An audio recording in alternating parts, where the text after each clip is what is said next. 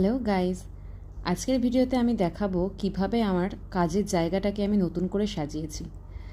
দিনটা ছিল শনিবার, আর আমি বসে পড়েছিলাম আমার সমস্ত আর্ট অ্যান্ড ক্রাফটের জিনিস নিয়ে সেগুলোকে একটু গুছিয়ে একটু আলাদাভাবে সাজিয়ে একটা নতুন সেটআপ তৈরি করতে।